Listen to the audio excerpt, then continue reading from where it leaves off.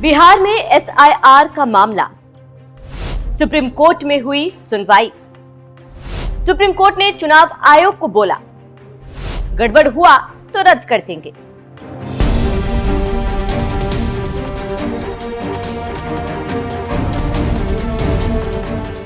नमस्कार, आप देख रहे हैं न्यूज एक्सप्रेस और मैं हूं आपके साथ शापनी पटनायक। बिहार में एसआईआर की प्रक्रिया ने मोदी चुनाव आयोग की ऐसी लंका लगाई है कि बीजेपी को कुछ समझ नहीं आ रहा है कि वो क्या करे, क्योंकि 17 अगस्त से 1 सितंबर तक जो वोट अधिकार यात्रा राहुल तेजस्वी की चली है, उसे बिहार में बीजेपी के हारने का संकेत मिलने लगा है। और ऊपर से सुप्रीम कोर्ट चुनाव आयोग को नाको चने चबा रहा है, क्योंकि जो मंशा मोदी चुनाव आयोग की थी उसे सुप्रीम कोर्ट ने पकड़ लिया और पिछली सुनवाई में कह दिया कि आधार कार्ड सबूत के तौर पर यूज होगा। लेकिन इसके लिए चुनाव आयोग खूब चिल्लाता रहा। सुप्रीम कोर्ट टस से मस नहीं हुआ और अब एक बार फिर एसआईआर को लेकर सुनवाई हुई, जिसमें सुप्रीम कोर्ट ने एक बार फिर खूब सुना दिया, जिससे चुनाव आयोग का मुंह लटक गया। खबरों की माने तो बिहार में एसआईआर को लेकर सुप्रीम कोर्ट में सुनवाई हुई और इसी सुनवाई में सुप्रीम कोर्ट ने सख्त संदेश देते हुए कहा, अगर स्पेशल इंटेंसिव रिवीजन यानी मतदाता सूची की विशेष पुनरीक्षण प्रक्रिया में जरा भी गड़बड़ी मिली तो पूरी प्रक्रिया को ही रद्द कर दिया जाएगा। अगर संवैधानिक सुरक्षा उपायों से समझौता हुआ तो यह पूरी प्रक्रिया अमान्य मानी जाएगी और यह फैसला सिर्फ बिहार तक सीमित नहीं रहेगा। कोर्ट ने साफ कहा कि बिहार पर आने वाला फैसला पूरे भारत पर लागू होगा। तो आप समझ सकते हैं कि कैसे चुनाव आयोग और मोदी की हालत खराब कर दी है। और जो टिप्पणी की है वो काफी खतरनाक है। मतलब साफ है कि पूरे देश की वोटर लिस्ट पर तलवार लटक रही है। और ये बात जस्टिस सूर्यकांत और जस्टिस जयमाल्या बागची की बेंच ने कही है। याचिकाकर्ताओं की शिकायत पर ये बात कही है। जानकारी देते चले कि एसआईआर पर सुनवाई करते सुप्रीम कोर्ट ने अगली तारीख 7 अक्टूबर 2025 तय की है। मतलब अगले महीने की 7 तारीख। और इन 3 हफ्तों में सरकार चुनाव आयोग और याचिकाकर्ता को अपने तर्क और सबूत पूरी तरह से देने को कहा है। तो अब सवाल उठता है कि बिहार ही क्यों? विपक्ष का आरोप है कि जब चुनाव सिर पर आया तो इनको लगा कि हार जाएंगे। ऐसे में चुनाव आयोग ने अपनी सरकार को बचाने के लिए यह हथकंडा अपनाया और एसआईआर की प्रक्रिया को लागू कर दिया और 60 लाख से अधिक वोटों को काट दिया। बिना जांच के और सबूत के तौर पर जो सबसे ज्यादा मिलने वाला है उसी को अवैध कर दिया, जिसका नतीजा ये हुआ कि बिहार में भगदड़ मच गई और कई तरह के बयान आने लगे। फिर लोग कोर्ट पहुंचे तो राहत मिली और इस मुद्दे को राहुल गांधी ने जोर शोर से उठाया। फिर चुनाव आयोग झुका। हम राहुल गांधी के एसआईआर पर बयान सुनवाते हैं, सुनिए। हमें शक हो रहा था कि नरेंद्र मोदी, बीजेपी और इलेक्शन कमीशन वोट चोरी करते हैं, मगर सबूत नहीं था। सबूत हमें महाराष्ट्र में मिला। लोकसभा में हमारा गठबंधन जीता, विधानसभा में बीजेपी का गठबंधन जीता। फर्क यही था कि लोकसभा के बाद तकरीबन 1 करोड़ फर्जी वोट महाराष्ट्र की वोटिंग लिस्ट में डाले गए। हमने इलेक्शन कमीशन से पूछा, ये देना भैया, ये देना। इलेक्शन कमीशन से पूछा, वोटर लिस्ट हमें दीजिए। इलेक्शन कमीशन ने वोटर लिस्ट नहीं दी। हमने पूछा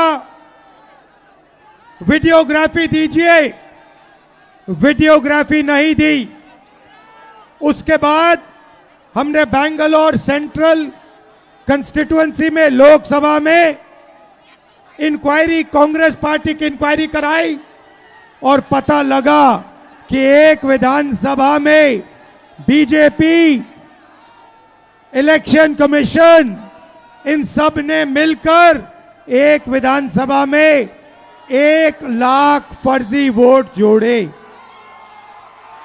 भाई और बहनों, ये नरेंद्र मोदी जो चुनाव जीतते हैं, ये वोट चोरी करके चुनाव जीतते हैं।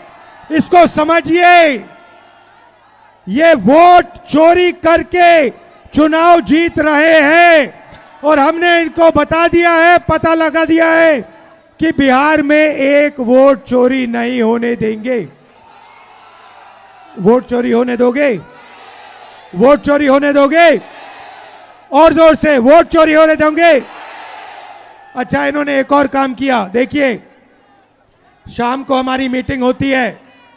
आप देखिए, चारों ओर देखिए, इन्होंने लाइटें ऑफ कर दी हैं। आप अपने फोन की सारी लाइट ऑन करो। सारी की सारी फोन की लाइट ऑन करो, सारी ऑन करो। ये जो है, ये जो लाइट है ये आपके वोट जैसी है, ठीक है। ये आपके पास एक है। ये हिंदुस्तान का संविधान हम सबको एक वोट देता है, दो नहीं देता। किसी जात को, किसी धर्म को, किसी आदमी को, किसी औरत को दो नहीं देता, एक देता है, सबको एक देता है। जितने वोट अनिल अंबानी, धीरूभाई अंबानी, मुकेश अंबानी को मिलते, उतने ही हिंदुस्तान के सबसे गरीब बच्चे को मिलते हैं। भाई और बहनों, वोट गरीबों का अधिकार है, वोट पिछड़ों का अधिकार है, वोट ईबीसी का अधिकार है, दलित का अधिकार है, अल्पसंख्यकों का अधिकार है, गरीब जनरल कास्ट का अधिकार है, महिलाओं का अधिकार है। और ये नरेंद्र मोदी जो अंबानी और अदानी के साथ मिले हुए हैं, ये पहले आपका वोट लेने की कोशिश करेंगे, उसके बाद राशन कार्ड जाएगा, उसके बाद जमीन जाएगी, और फिर जहां आप आजादी से पहले थे, यहां पे दलित भाई हाथ उठा के दिखाओ, दलित भाई हाथ उठा के दिखाओ। आपको आजादी से पहले अछूत कहा जाता था, आपको छुआ नहीं जाता था। अंबेडकर जी ने संविधान ने ये रोका। जो यहां पिछड़े वर्ग के लोग हैं, जो ईबीसी हैं, आपको हिंदुस्तान में कोई अपॉर्चुनिटी नहीं मिलती थी।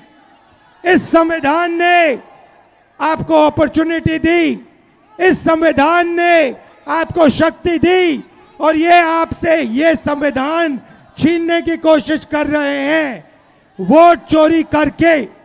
वोट चोरी अंबेडकर जी के संविधान पर आक्रमण है, और हम इस संविधान पर किसी को आक्रमण नहीं करने देंगे। सुन लीजिए नरेंद्र मोदी, सुन लीजिए, आक्रमण नहीं होगा।